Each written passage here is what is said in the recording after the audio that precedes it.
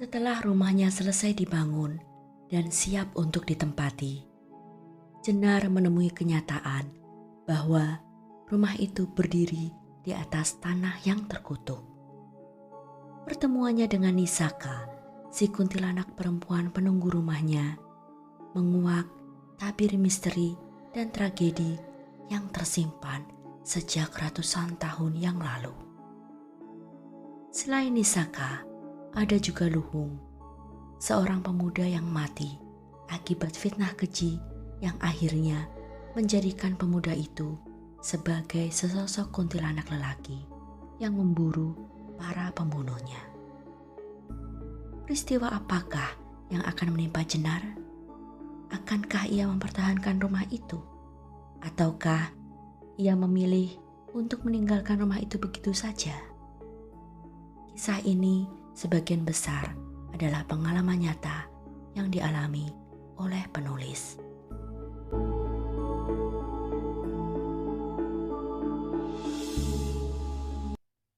Bagian ke-18, Kematian Tarjo.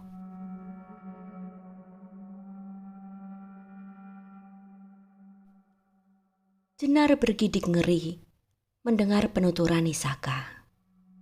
Makhluk itu memakan kemaluan Gondang, menjijikkan sekali, ujarnya sembari mengerenyit dan menutup mulutnya. Nisaka tersenyum samar. Empu Japa telah mengubah jasad Luhung menjadi kuntilanak lelaki yang memang tugasnya adalah memangsa para lelaki dan memang itulah makanannya, jawab Nisaka datar. Jenar tercenung. Secara tak langsung, Kidipo menggunakan raga Luhung sebagai sarana pembalasan dendam mereka bertiga. Kidipo, Luhung, dan sekaligus Nisaka. Setidaknya kau tak ikut membunuh dia, Nisaka, ujar Jenar. Nisaka tersenyum samar.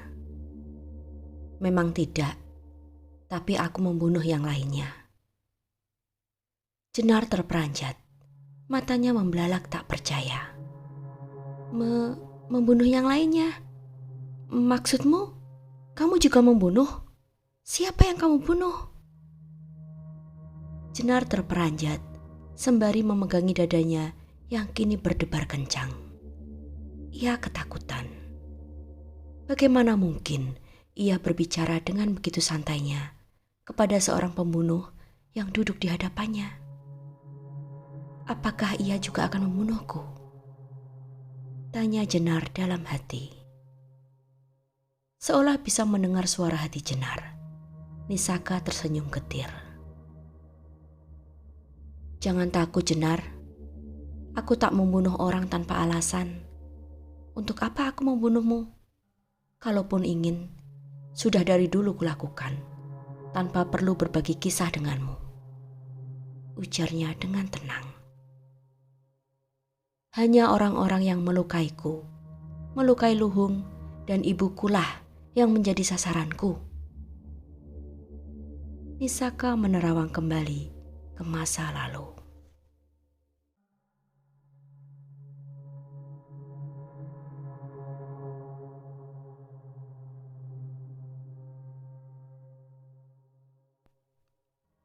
Tarjo terbangun saat merasakan tubuh telanjangnya menggigil kedinginan.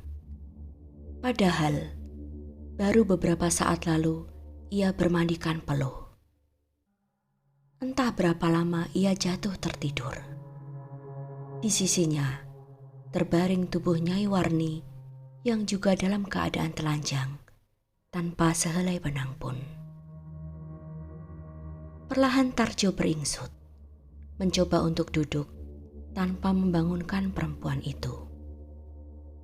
Kepalanya pusing dan tubuhnya terasa lemas setelah bergumul dengan penari tayub itu.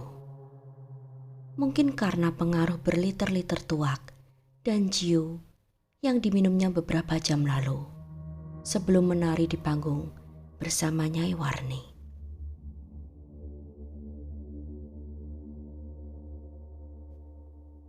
Baru pertama kalinya ia ikut pulang ke rumah perempuan itu, meski telah puluhan kali mencumbuinya di atas panggung. Pendekatannya yang telaten dan lembaran-lembaran uang yang diselipkannya di belahan dada Nyai Warni membuat perempuan bertubuh sintal itu bertekuk lutut kepadanya. Setelah sekian lama menahan kecemburuan, setiap kali melihat Nyai Warni diboyong pulang oleh lelaki lain, kali ini Tarjo merasa beruntung karena akhirnya perempuan itu memilihnya. Dalam kegelapan kamar, Tarjo meraba-raba mencari pakaiannya yang kini berserakan di lantai. Sebuah tangan lembut menyapu punggung telanjangnya. "Mau kemana, Kang? Ayo lanjut tidur." Suara serak Nyai Warni mengalun malas. Perempuan itu berusaha membujuk Tarjo untuk kembali berbaring. "Aku harus pulang sekarang, Nyai. Aku tak mau ada orang yang tahu bahwa aku menginap di sini," bisik Tarjo dengan lirih. Terdengar suara spray berkelesik. "Mengapa, Kang? Apa kau sudah menikah?" Kini perempuan itu sudah duduk di belakang Tarjo. Ia menyandarkan pipinya pada punggung lelaki itu dan melingkarkan lengannya pada pinggang Tarjo. Jantung Tarjo kembali berdebar-debar saat dada Nyai Warni menyentuh kulitnya. Namun detik berikutnya, ia teringat kepada Asih, perempuan yang dinikahinya 5 tahun lalu. "Ya, aku sudah menikah, Nyai. Istriku menunggu di rumah bersama bayi kami yang baru berusia setahun." Terdengar suara menenggus kesal. Nyai Warni menjauhkan tubuhnya. Sudah sering para lelaki memperlakukannya seperti itu. Ia tak pernah merasa keberatan. Namun kali ini, ia benar-benar menginginkan lelaki tampan bertubuh tegap ini berlama-lama di dalam dekapannya. Rasa cemburu kepada perempuan bernama Asih terasa meremas jantungnya. "Kau kan bisa beralasan kepadanya, Kang. Katakan saja kau ketiduran di rumah temanmu atau alasan lainnya." Tarjo tertawa pelan. "Iya, bisa saja. Tapi aku kangen melihat anakku.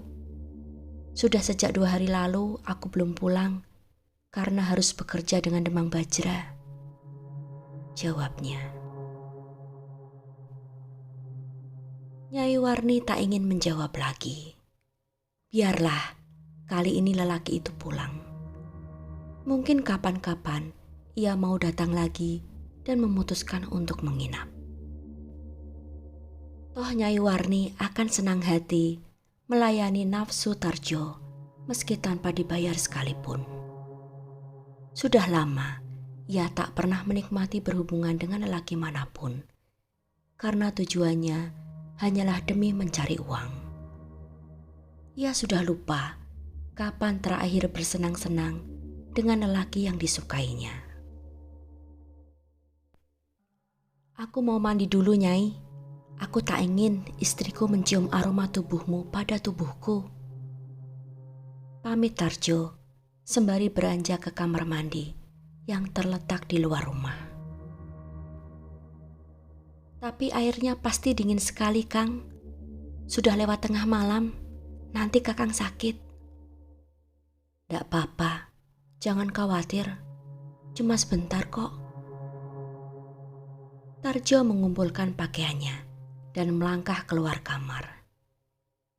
Nyai Warni bisa mendengar suara palang pintu belakang yang dibuka. Dengan malas, ia menggapai selimut dan menutupi tubuhnya hingga sebatas leher, lalu mencoba kembali memejamkan mata. Tarjo menyampirkan pakaiannya satu demi satu di atas tembok kamar mandi yang hanya setinggi sekitar 1,5 meter itu. Kamar mandi itu tak beratap, hingga Tarjo bisa memandangi bintang yang bertaburan di langit. Juga tak ada daun pintunya. Pintunya menghadap ke arah rumah untuk menghalangi pandangan dari kebun yang terbuka. Di dalam kamar mandi itu hanya berisi sebuah tempayan besar dari tanah liat sebagai penampung air dan sebuah gayung dari batok kelapa bergagang panjang dari bambu. Lantai kamar mandi itu terbuat dari taburan batu kerikil yang gemerisik sewaktu diinjak. Tarjo berdiri dengan posisi membelakangi rumah, menghadap ke arah kebun. Ia buang air kecil. Malam itu begitu senyap, hingga suara percikan air seninya terdengar nyaring. Selama buang air kecil, pandangan Tarjo tertuju kepada rerimbunan pepohonan di kebun. Ia merasa ada yang sedang mengawasinya.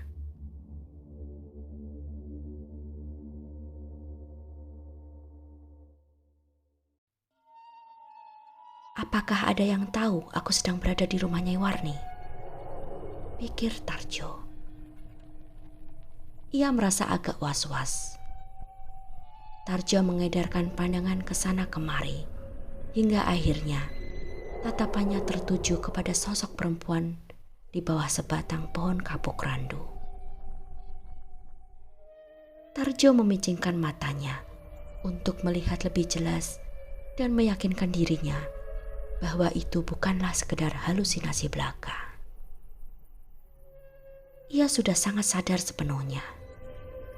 Tak ada sedikit pun rasa mabuk akibat minuman beralkohol yang tersisa.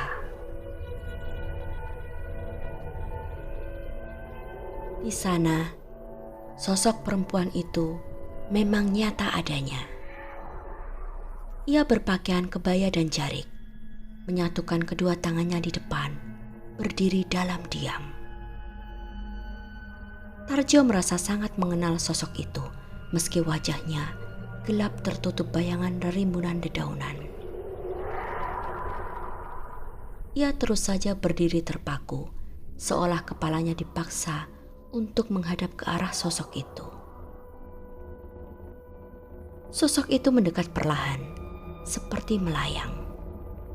Gerakannya halus sekali dengan kedua tangan yang masih berada dalam posisi semula.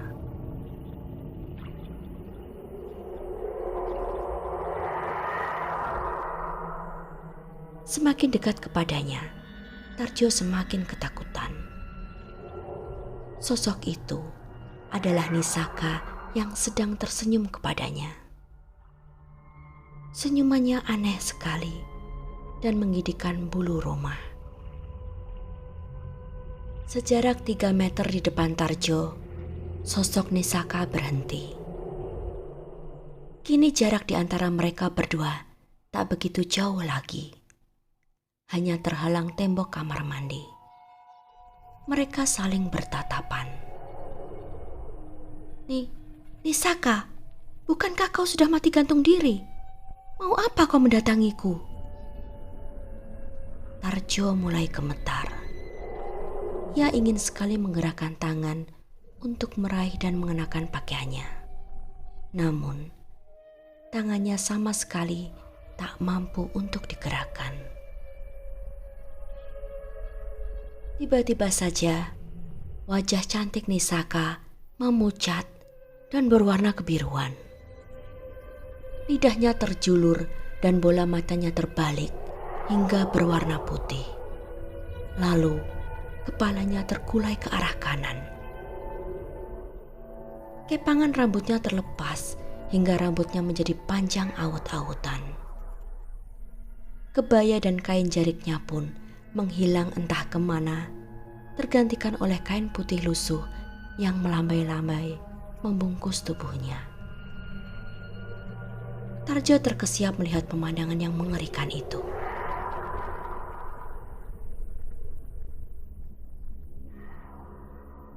Aku mau membalaskan dendam Luhung, balas Nisaka dengan bibir tetap tersenyum. Tiba-tiba saja lengan Nisaka memanjang, melewati tembok kamar mandi dan menggapai tubuh Tarjo. Beberapa detik kemudian terdengar jerit kesakitan Tarjo. Jeritan yang sangat mengerikan, seolah membelah langit pada dini hari yang sunyi itu. Nyai Warni pun tersentak dari tidurnya. Lekas-lekas, ia menyambar kain untuk membalut tubuhnya dan segera berlari ke arah belakang rumah. Jerit kengerian perempuan itu menyusul jeritan Tarjo, membangunkan tetangga di sekitar rumah itu.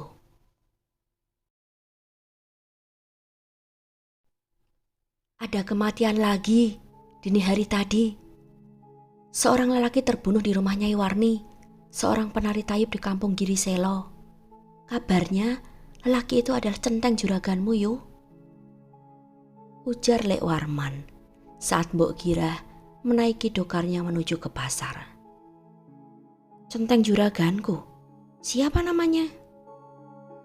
Mbok Girah tampak terkejut. Baru beberapa hari lalu, ia mendengar berita kematian Gondang. Kali ini disusul oleh anak buah yang lain. Katanya sih namanya Tarjo atau Parjo gitu. Matinya mengerikan, dadanya jebol, jantungnya hilang.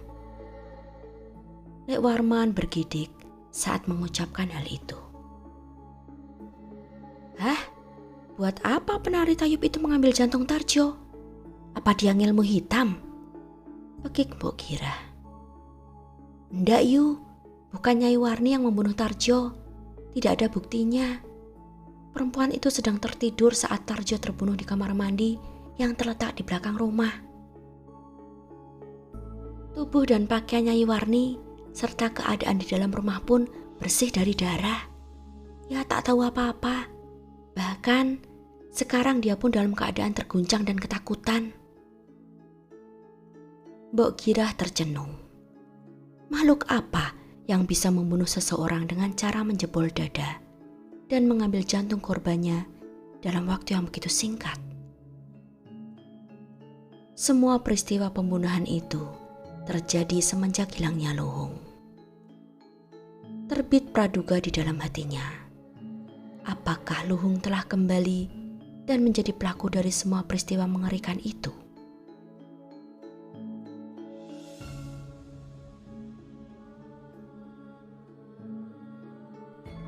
Kisah ini akan berlanjut ke bagian ke-19.